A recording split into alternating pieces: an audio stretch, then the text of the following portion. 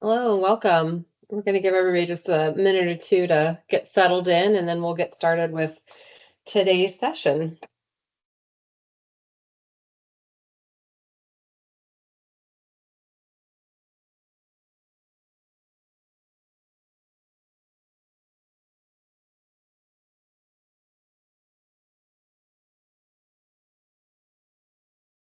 Can you guys hear me all right? Yes.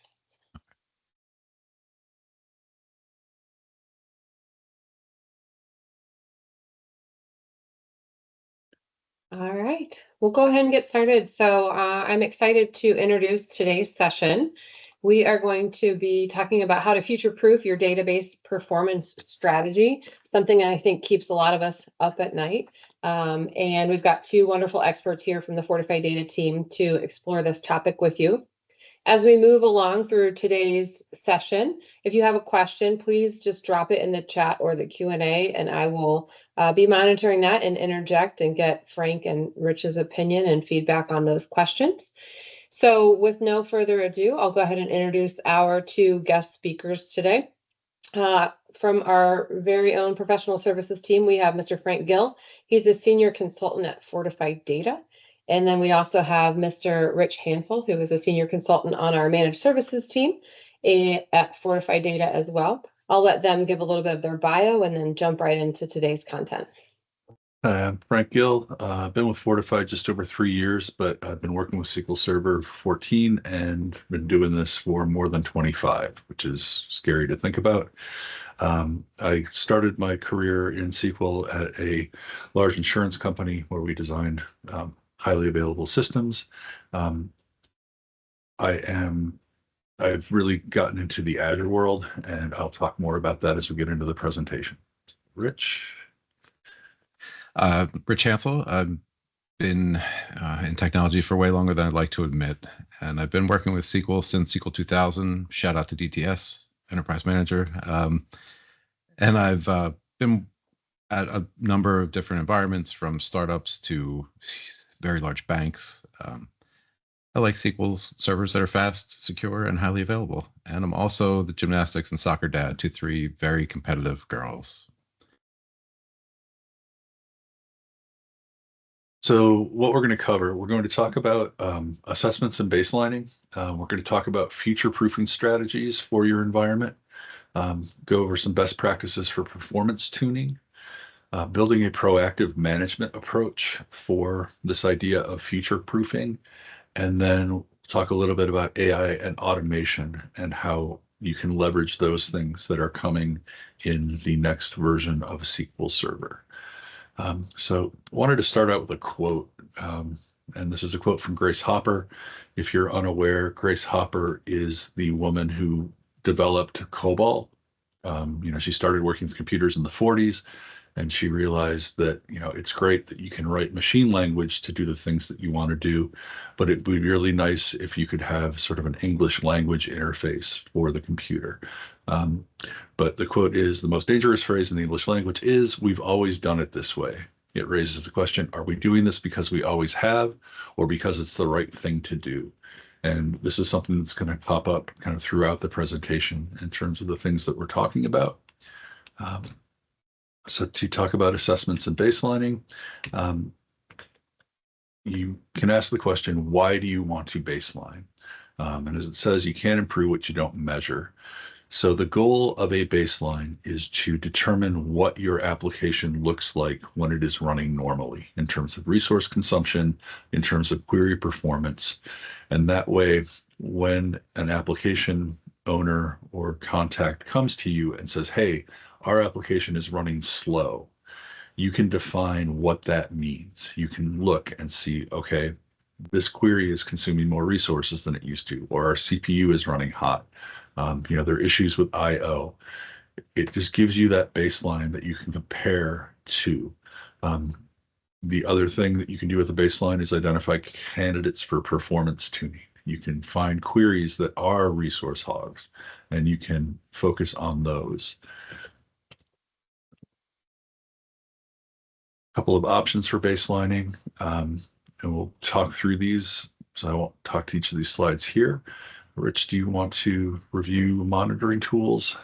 Sure. So monitoring tools, there's a number of them out on the market. A lot of these, you may be familiar with. We use Fortified Wisdom for our managed services clients, but there's others like SQL Sentry, Adira. Datadog is very cloud focused. And then there's also, if you're in the cloud, AWS or Azure, there's cloud native monitoring solutions that you can implement, a lot of which are included, some of which you have to pay extra for. But all of these will kind of give you the same base kind of data. So resource consumption, some of them get into the SQL specific data that you should be looking for. But I guess the gist of it is use what you have, right? Like as long as you should be baselining, and these tools can really be helpful. And if you have access to a tool, definitely use it. Yes, because I have been in situations where the company would not buy a tool, so we had to roll our own. That's what we're going to talk about next. So there is a tool native to Windows called Performance Monitor, or Perfmon, and this can be used to grab a baseline. There is a GitHub project written by resources at Microsoft that will allow you to create a number of agent jobs and a table and some stored procedures that will execute PowerShell to capture Perfmon counters and write them into a table. The nice thing about Perfmon is that it contains both SQL Server and Windows metrics. So you can see on this next slide, this is the list of counters that come out of that Microsoft project by default. And if you look on the left, starting at the top, there is information about logical disk and memory. And then there's a long list of SQL specific counters. And then at the bottom on the right, there's information about paging file, your physical disk metrics, your process and processor metrics, and then context switching and processor queue. So these are just this gives you a sense of the things that you can capture using Perfmon. And these are the things that you want to use for that baseline. So, you start running slow, you can pull these numbers and see where the anomalies are. The other option you've got in terms of rolling your own is a SQL Server baseline. So talked about Perfmon and showed you that list of counters that's available from Perfmon. The SQL Server specific information that comes out of Perfmon is written to a DMV called DMOS performance counters. And so you can pull information out of that DMV and write that to a table. The SQL information there is more detailed, but you can then join this with Perfmon data. So those are two options you have if you don't have access to a tool. It's kind of a way to jumpstart your baselining process. And then, yeah, sure. When you get to Azure, because we're SQL focused, Azure is kind of a natural fit for it. So we'll focus on that. So in Azure monitoring, they give you, like I said, there's a number of monitoring options available in the cloud. So in Azure, you have Azure Metrics, which will give you like your base resource metrics, and then you get to Intelligent Insights, which is more tailored for your application. And that'll give you some really cool stuff. If you're using Azure SQL DB or Azure Managed Instances, you can get stuff like, hey, we think TempDB contention is happening, or hey, we think there's increased lock weights. It'll kind of point you in a direction if it thinks there's an issue. And then there's a Database Watcher, which is kind of like an all-encompassing database-specific view. It'll give you can have dashboards on there that'll show you your entire estate in Azure, up to thousands of Azure databases or managed instances, and kind of give you a nice overview of everything that's happening and let you drill down into each one and get into the specifics. And then for a more broad and in-depth, or if you want to kind of roll your own monitoring system, there's Log Analytics. You can stream all these metrics and events and use Log Analytics to kind of write your own reports. If there's stuff that's very specific to your application that you are really interested in, you can write reports, and you can trigger alerts off of stuff that you find in Intelligent Insights and Database Watcher as well. But there's a whole variety of tools available in Azure. We do have a question from Stephen. It says, what's your take on forecasting? Some of these tools will forecast space. I think that's a good idea, and that's something that a lot of people don't do. So basically, within SQL Server, if you're talking specifically about storage, you can set instant file initialization on, and that will reduce the resource impact of data file growth. But there still is a resource impact there. And then if you're talking about a log file growth, that's a really resource intensive operation.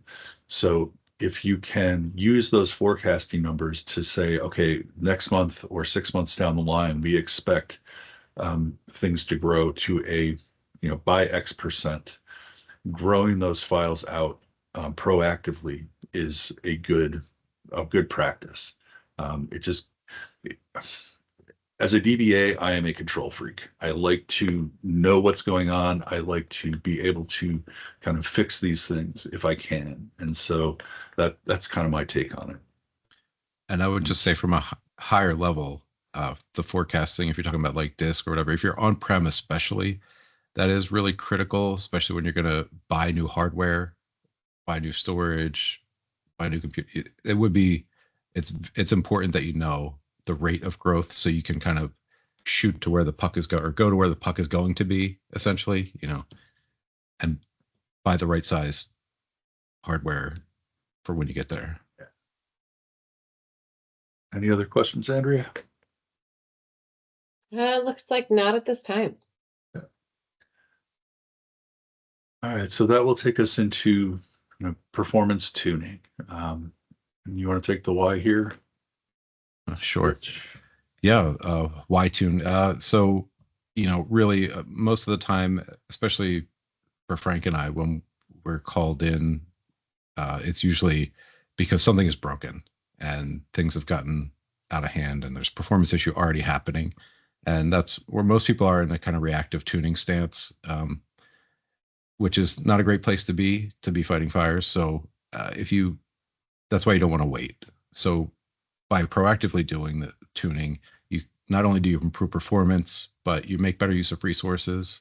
And in the cloud, especially, that's very important to make sure that you're using your resources efficiently, because of cost. Cost in the cloud is something that you got to watch out for. Yes. And the other thing I'll point out here is we'll talk about resources in here. And for me, resources kind of means two different things. Resources means CPU and memory and storage, but it also means the people you have working on these systems. And so if you have an environment where you are constantly fighting fires, you're going to have resources that may be working from 10 p.m. to 6 a.m. Friday into Saturday or Saturday into Sunday, and that is not the best use of those resources. So if you can figure out when these things are going yellow and take care of them then, you prevent them from going red, you can make better use of those human resources. So Rich talked about proactive performance tuning. So some points here. You want to use those monitoring tools to identify resource hogs. So standard practice when we get into a tuning environment or tuning scenario is identify the top 5 or top 10 resource consumers and focus the tuning there. Something else to be aware of is the idea of the death by 1,000 cuts. So you can have one query that's running 5 times a day and is grabbing half your CPU. You could have one query that executes in milliseconds, but is running millions of times a day. And those things can have as big of an impact as, those, small number of executions. You want to make sure that you change one thing at a time. So you want to change something, deploy it, see the impact using baselines, and then change something else. You don't want to get into a situation where you change 6 things and you can't figure out which one fixed the issue. You also want to track these changes in source control, so that you have the ability to roll back and you can track what changes were made when. And then Query Store is a tool that's been resident in SQL Server since I think 2016, and it can provide information about planned regression. A couple of points there. There is overhead to Query Store, and it's fairly well documented what that overhead is. And then there are also dials that you can turn that will reduce that overhead. So if you're using Query Store, just understanding what those dials are and what configuration options you have. So that takes us to future-proofing strategies. Heraclitus of Ephesus said, change is the only constant in life. So things are always changing in any environment, but specifically in a database environment. You have upgrades to SQL Server coming, you have upgrades to Windows coming, you have changes in the way that your environment runs. If your data distribution changes, you're going to get different results. Statistics are going to look different. So plan generation is going to look different. So these are things that you want to be aware of. And keeping up to date on these things and being proactive in making the changes that are necessary can provide a more stable environment. And then once again, making optimal use of the resources you have on hand. Rich, you want to talk through this one? So this is something that some people may be familiar with, but these are the end of life dates for Windows Server and SQL Server, end of mainstream support, and then the end of extended support. And you can see, there's so many servers still with 2016 out there, that ended on 2021. And end of mainstream support means there's no more security patches. End of extended support means you can pay for security updates from Microsoft. So you can stay on there, but it does open you up to risk for security issues. And what the really critical part is, what you're going to end up with is compliance coming back and saying, hey, you have 2 weeks to upgrade this server from 2016 to something current, something still in support. So it's always wise to just be ahead of that game, because the last thing you want is a last second fire drill to upgrade a server or an application. Yes. And the other thing I'll point out here is just kind of outside of the security patching, and that idea is the idea that as these versions of SQL Server release, they have new features in them. And if you use availability groups, they were introduced in SQL Server 2012. And basically, a lot of the changes that happened in versions through 2019, and I don't know so much about 2022, but a lot of the changes that happened post 2012 were designed to make transaction log processing more efficient, specifically to make availability groups run better. So by upgrading, you're getting that added bonus of those advancements from Microsoft. So in terms of future-proofing strategies, you want to have a plan for those upgrades. As Rich said, if you're running on 2016, you don't want to have that fire drill, as we're going into the middle of 2026, that you have to upgrade these things. You want to be aware of these dates. You want to be aware of the versions that are coming and have a strategy for upgrading. You want to use monitoring data to track resource consumption. We've talked about that. And then something else you can do is consider cloud migration. So in terms of that sort of use of resources, one of the options you have in terms of cloud migration is moving to a managed service. And that frees up those human resources to do things like app development and takes that infrastructure management off the table. Technical debt cleanup, something that Rich will talk about, something that I think gets missed a lot of times, but it's very important. And then just, planning for the future. It kind of reiterates bullet point 1, but just knowing what's coming, and that question about forecasting, that kind of falls into that. So as I said, having that OS patching strategy, staying informed about CU and version releases, being aware of those end of life dates, applying those CUs in a timely fashion. So, knowing when they're coming and applying them. One of the things that, having worked with SQL Server since SQL Server 2005, there was always this attitude of, we're going to wait for the first service pack, or we're going to wait 2 service packs down the line because there was a history of service packs breaking things. Microsoft would release this stuff and there would be bugs. With the development of Azure, they push a lot of these, updates to Azure. And it's not to say that you're a guinea pig in Azure, but it gives them this test environment to vet these bugs before the CUs release. So I am a lot more comfortable about pushing CUs as they come out. And then the last point here that I think is really important is that you should have a test environment to test these things, because they do what they can and they do everything they can to make sure the CUs aren't going to break you. But there are cases where changes can affect your performance. The one that I always think about is 2014. They changed the way the cardinality estimator works, and it had a negative impact on a lot of people. And then they gave you the ability to flip back to the previous cardinality estimator. But being able to figure out that that's going to be an issue in a test environment is preferable to having that happen in prod. Rich, do you want to talk to this one a little bit? Yeah. So this is, again, comes down to, when you have a good baseline, then you're able to tell what your big consumers are of your CPU, memory, and storage, and be able to, target them for tuning to make the use of them more efficient, which gives you more breathing room. So as your data grows, your processing grows, your user base grows, your hardware is able to keep up with the application code. Yeah, and then just in terms of scaling, in a virtual environment, you have some opportunities to add CPU, how to add CPU, how to add memory.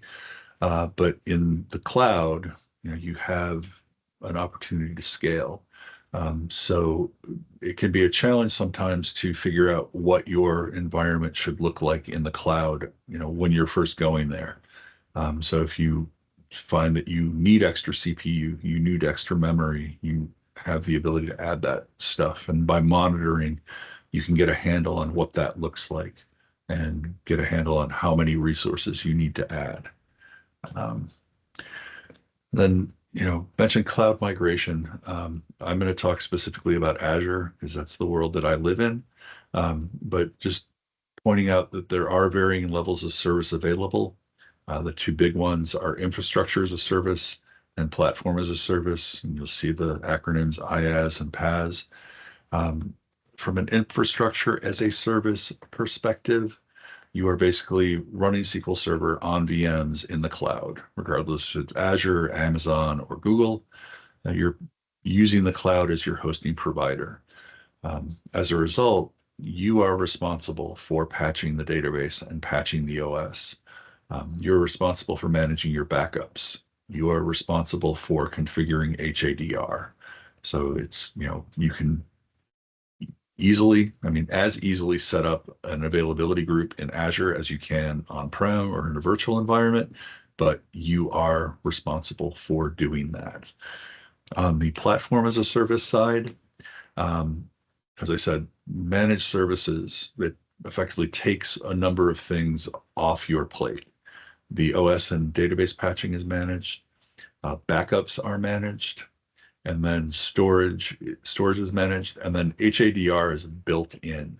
The Microsoft PaaS offerings, there are different tiers, so there are different ways that HADR works, but once you stand one of these resources up, a Azure SQL database or a SQL Server managed instance, you have that HADR there. So if something goes wrong with the compute node that your database is running on, it will fail over to another compute node automatically. And then the resources are more easily scalable. So you can add CPU, you can add memory, you can increase storage, but as Rich talked about, you want to be very aware of what those things cost, because sticker shock is real. And the bill can get really big really quickly. So understanding how much things are going to cost and then scaling as appropriate.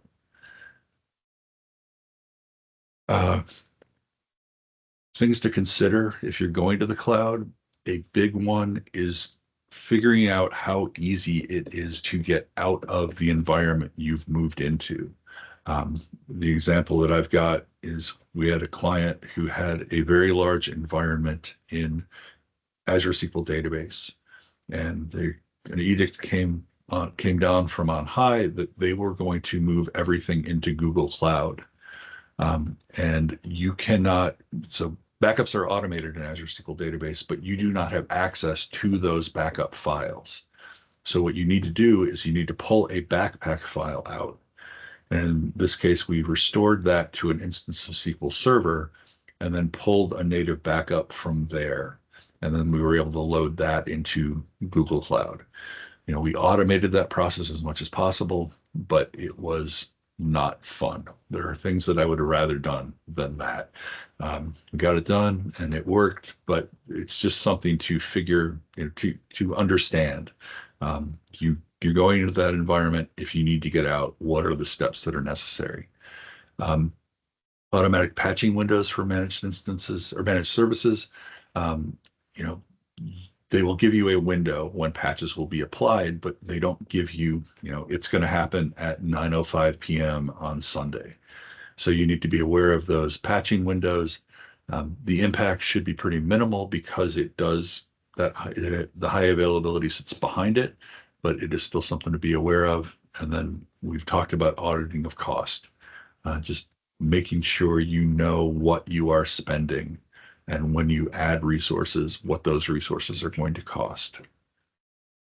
So, and just want to mention that several of those monitoring tools also have a cost feature built in, so they can tell you, like Datadog and even Wisdom, they will kind of give you an idea of what it costs, what things are costing you in the cloud.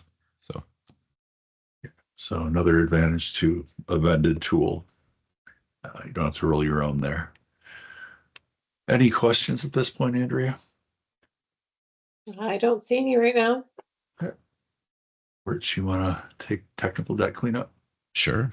So this is something that you really don't see a lot that happens regularly, a lot of places, but leaving junk around is going to make things less efficient, going to cost you storage, CPU maintenance. So some of the things to look for is, unused, rarely used indexes. Those are things that were created at one time. Either maybe somebody just used the database tuning advisor and created what SQL thought was a needed index, and then the data access patterns change. Things just don't get used anymore. SQL makes it really easy to find out what's being used and what's not. You can see your index stats pretty easily and quickly determine things that you might be able to drop or get rid of, because there's overhead to having those indexes there. On indexes are there for reads, and then on every insert, write, update, you're not only updating the table of base data, but all the indexes that those fields are in also get updated. So just keep that in mind. Review of orphaned objects and users. Again, this is just kind of leaving junk around, and the users thing kind of ties into the review of database security. A lot of times, I can't tell you how many hours I spent in database audits, security audits, at companies I've worked at with clients. It is a huge time suck to clean that stuff up. So to be proactive and kind of manage that on a regular basis before you get asked to run that report and then justify all that access. Also, just on a general note, the principle of least privilege is how we should approach database access, or any access really. Any user that gets out to the database should just be getting the access that they absolutely need to do the function or do the job that they're doing. Another one, a real big one, is archiving strategy. A lot of places, a lot of clients, a lot of companies, they take in a lot of data and they just keep taking in data and keep taking in data. And eventually a lot of that data isn't usable or worth anything. Now there are some things like compliance that does come into play depending on the industry. You have to retain, 7 or 10 years of data. But archiving data that you don't need, or data that you don't need right away or hot, and getting it out of your operational database is really can be a huge improvement. Reduce the performance impacts of having all that data in that same database with all your active data. So that's a big one. And then, to look out for anti-patterns. So triggers, cursors, and row by agonizing row. These are things that people use out of convenience a lot of times. It's easy to set up a trigger or easy to set up a cursor. The problem is they come back to bite you a lot of times. And then the row by agonizing row is coding to make SQL, perform worse, perform SQL like set-based operations. And when you're going row by row, you're just handicapping yourself or handicapping your SQL Server right off the bat. Yeah, and one other thing I'd point out here is just in terms of the review of indexes, there are vended databases out there, and I have had experience with vended databases where they have indexes that are making things run poorly. But if you remove those indexes, you are out of support. So a hack that I learned from Brent Ozar many years ago is you can disable an index, and that will prevent SQL Server from using that index. And then if you have to get support, you can then re-enable it. So just a fun trick that I learned from Brent Ozar. And just one other thing on the unused and rarely used indexes. One of the benefits of using Azure SQL DB is that you can set it to automatically drop unused indexes, or even just tell you, hey, we think these indexes are unused. You should get rid of them. So, kind of makes it easy from that perspective. Yeah, I think that's part of that intelligent insights piece of the Azure monitoring that Rich talked about. So in terms of design considerations, just indexing strategy. You want to build indexes to serve your workload. You want to be aware of filtered indexes and included columns, things that you can do when defining your indexes that will reduce the performance hit when you are updating those indexes.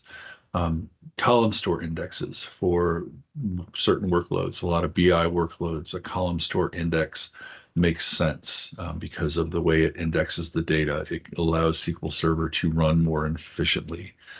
The next bullet point, standardized naming conventions. This may sound simple, but it goes a long way to making the environment easier to maintain, especially from my perspective as a consultant. If I come into your environment, and I actually have had this experience fairly recently where they had a dev SQL 01, and then they had UAT-SQL -01, and then prod might have looked different. It seems like a simple thing, but just being able to look at a resource name, it be it an instance or a table, and understand what that is, goes a long way to making the environment more usable and more kind of understandable. And then just in terms of your data model, when you are designing the model for a database, understanding what data types make sense. Don't use varchar max for everything. Understanding the key relationships within your environment, how tables relate to one another, and table design. Just, putting the data you need in the table. You don't want tables that are too wide. You want to be able to sort of segregate data and make those table structures make sense. Physical and logical layout. This kind of speaks to both dropping your data log and tempdb files on separate drives, but it's also the idea that you might want a file group for your indexes. You might want a file group for a specific type of data, just to provide kind of different paths through IO paths to that data. Rich talked about archiving. Partitioning is something that can really aid in that archive. So if I have that table that's got 7 years worth of data and I'm legally obligated to keep 7 years of data, if I partition that table, it makes it pretty easy to roll that old month off. So if I partition by month, I can roll the old month off, and then I've got the new month that is, active. And then multi-tenant architecture. If you have an environment where you have a database per client and that database looks the same for each client, you can use multi-tenant architecture. And this is something that cloud migration can really help you with. Azure SQL database specifically, and actually managed instance as well, you can create what is called a pool, a database pool. And so you can effectively purchase a pool of resources and then have your Azure SQL databases pull from that pool of resources.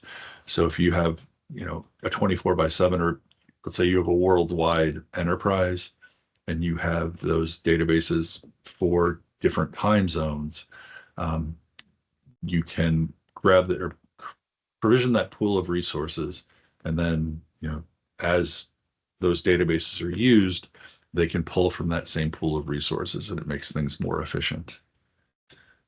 Anything to add there, Rich? I was going I to was say just- there's a comment. Sorry.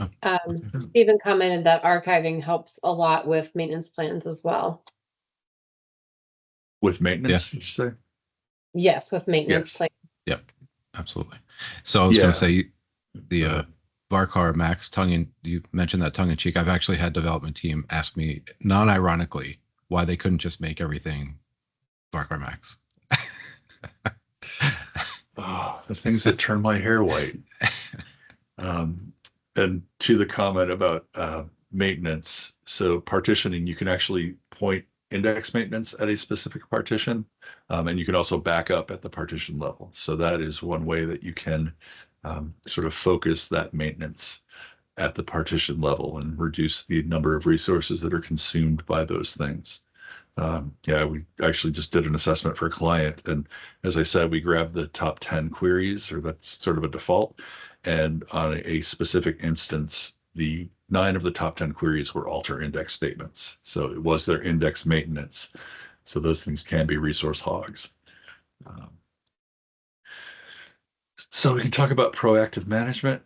Rich, you want to talk about, just Ben Franklin, an ounce of prevention is worth a pound of cure. And so the idea being that if you can fix it when it's yellow, it goes a long way to helping your environment run more smoothly. You want to talk about the why here? Sure. So this kind of brings it all together. Being proactive, again, getting in front of things before they become an issue is really, really so beneficial, and it takes a bit of change in your culture to get there, right? You don't want to be that team that's fighting fires all the time. You want to be nice and calm, predictable. That is what makes for happy folks. But it does come down to culture. It's a big thing, and it's hard to change. Granted, but it is important. So to that point, you want to run the processes that we talked about above on a regular basis. You definitely want to have performance monitoring. You want to have alerting off of those performance metrics to tell you when CPU is hot, when memory is hot. Talked about technical debt cleanup and those anti-patterns.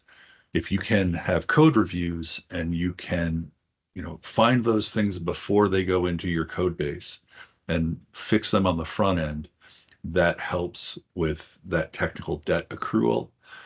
Once again, source control, the idea of being able to track your changes and know what changed when. We talked about load testing. We talked about having a test environment, but sort of flip side of that is the idea of load testing. So, I can make a change and I can run a small set of data through it and confirm that, hey, it works. But if you put it into production and all of a sudden you're pushing your production load at it, it could perform very differently. So having some means of running a load test against changes is important. Planning tuning activity. So, the idea of putting out the fire, figuring out when it goes red and tuning then, that will fix the issue in the short term. But if you can have a monthly or quarterly, time allocated to tuning to figure out what those big resource consumers are and tune them to make the environment run more smoothly. And then having that technical debt cleanup. You have the code reviews to prevent it from going in, but things can get through. And so you want to have just an analysis for these anti-patterns or for these other things that will allow you to clean up that technical debt. And then finally, reward proactive activity. And this goes to what Rich talked about changing culture. The example I've got here is one of the first clients I worked with when I was a consultant. There was a DBA team, and then there was basically like a DBA infrastructure team. And it was like a dev team and an admin team, I guess is a better way to say it.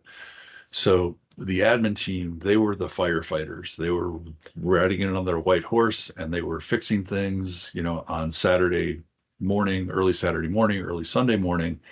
And as a result, management saw them as these heroes. Well, then you had the database dev team, and they had built a monitoring system in-house. And I did not tell them this, but when I looked at it, my first thought was, you could sell this. This is so good that this is marketable. And they were incredibly good at fixing things before they broke. And talking to the team, they had real frustration because they saw these heroes that were fixing things when they went red being rewarded, and they were just, nobody knew that they were there because they were fixing things before they broke. And so understanding the value of preventing things from going red and sort of shifting the culture to reward that proactive activity is really important.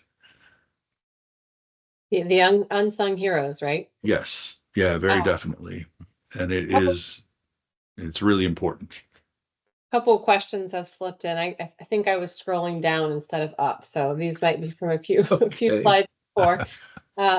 But Shandon asked, how do you suggest how to get a good baseline for net new builds is one of the questions. I mean, you need to have a workload running against it before you can pull a baseline. So, I mean, if you're talking about net new builds, just putting the environment out there without something running against it, there's nothing to baseline. There's like no resource consumption there. So that would be, if that's the question, if I'm answering the questions being asked, that would be my answer.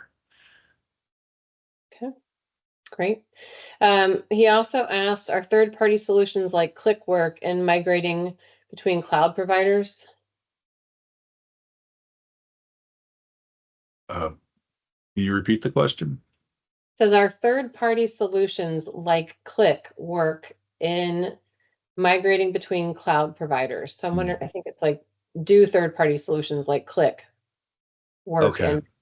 Yeah. I am not familiar with that tool. Rich, do you have experience there? I'm not familiar with that tool either. Yeah, I'm sorry.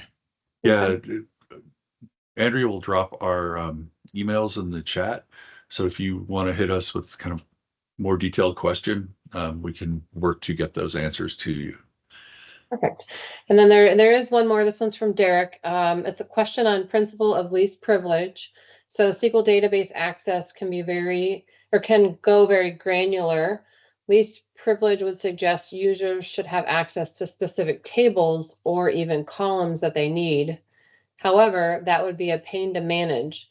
Is there a middle ground approach that still allows you to utilize built-in database roles while still conforming to least privilege and making security audits heavy? So you're absolutely right, Derek. When you get down to that granular of a level, it does become frustrating for everyone involved. You do have to strike a balance, right? Audits typically want to see who has elevated privileges, who's the ability to change anything, and they don't care so much about read. So you kind of got to find the right level. Column level access is a lot of overhead and it can be onerous. I like, schema level access is a good kind of middle ground, depending on how your data is, set through the database. But yeah, there really is a balance on when it comes to that. Yeah, and I think like pretty much everything in the database world, it depends. Yeah. So yeah, if it depends what data you're looking at. If you have a table that has social security numbers in it, that has credit card numbers in it, excluding access to those specific columns, if people need access to the other data in the table, that can be a way to go. But yeah, sysadmin fixes all the problems.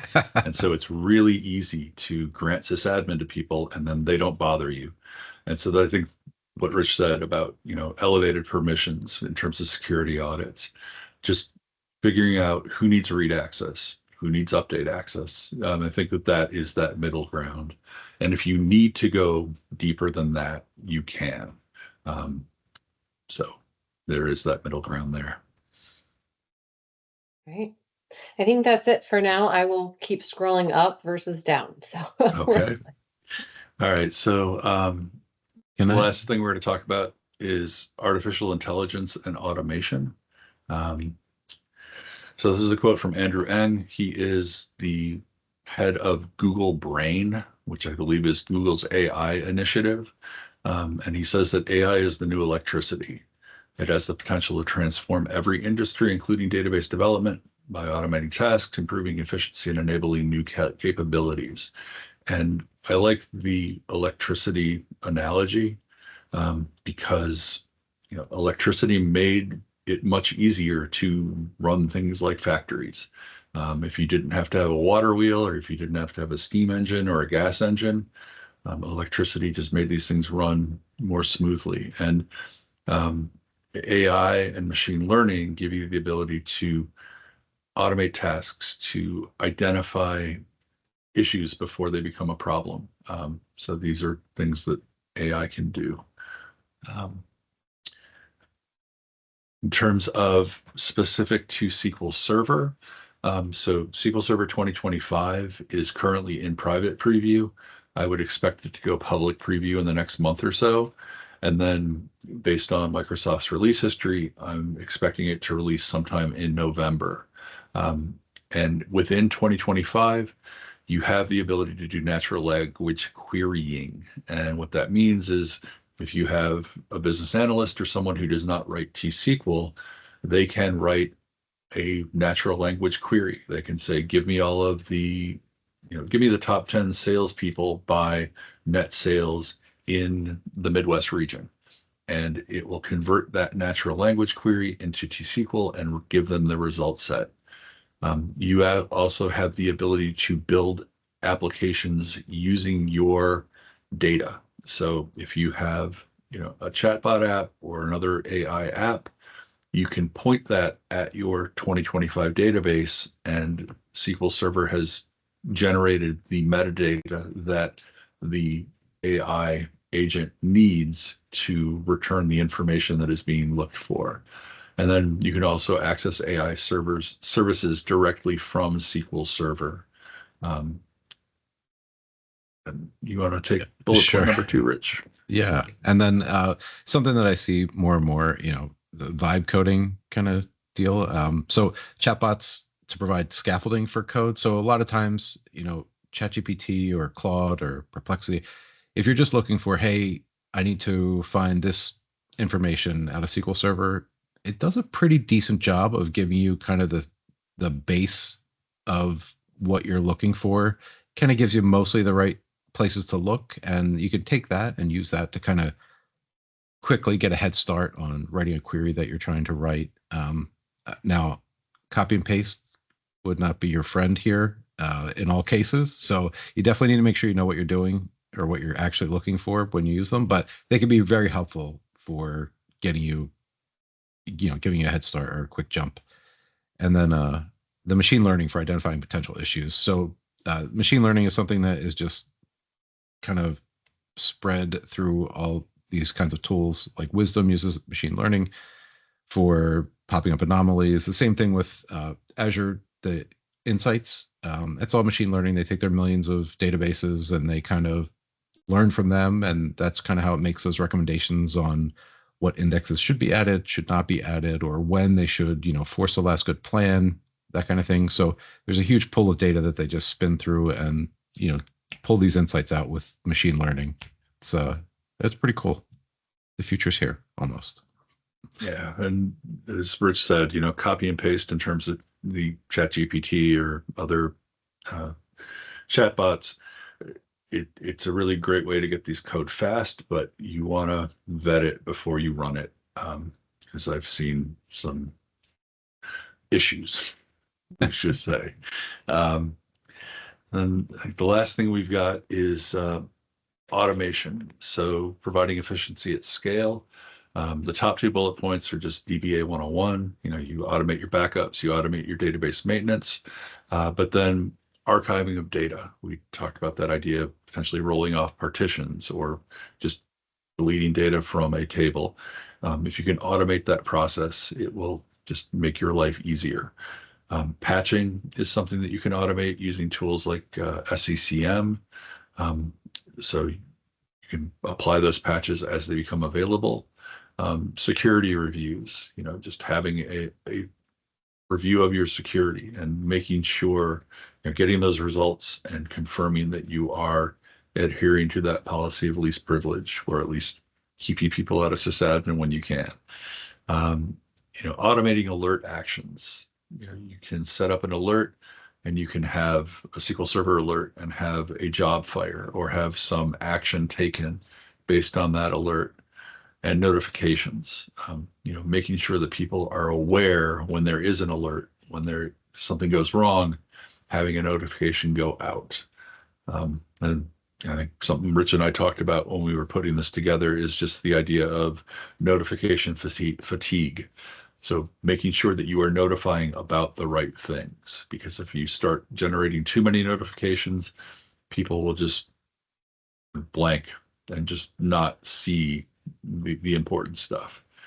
And then the last point here, which could be a presentation in and of itself, is continuous integration and continuous delivery.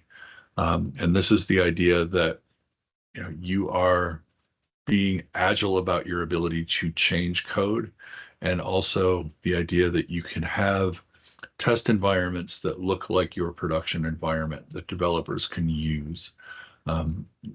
This, in my experience, is something that is still fairly new to the database world, because historically database changes have happened at a much slower pace than application changes do.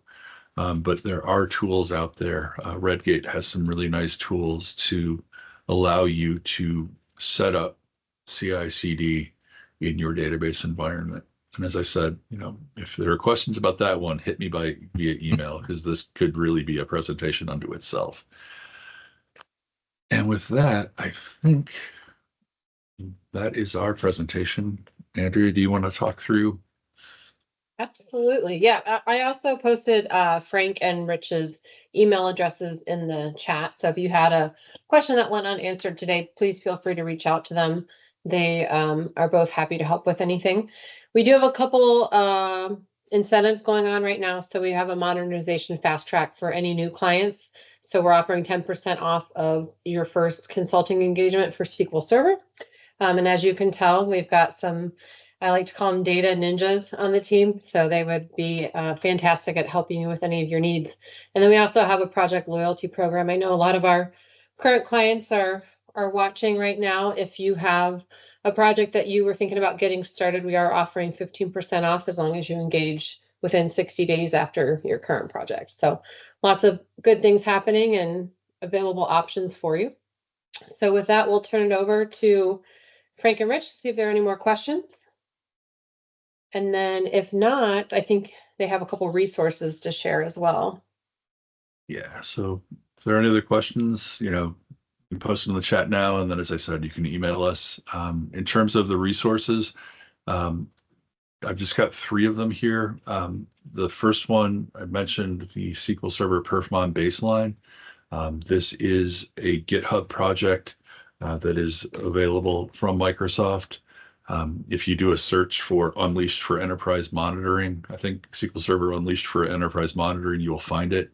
But what it does is it creates a series of jobs, a couple of tables, and a procedure.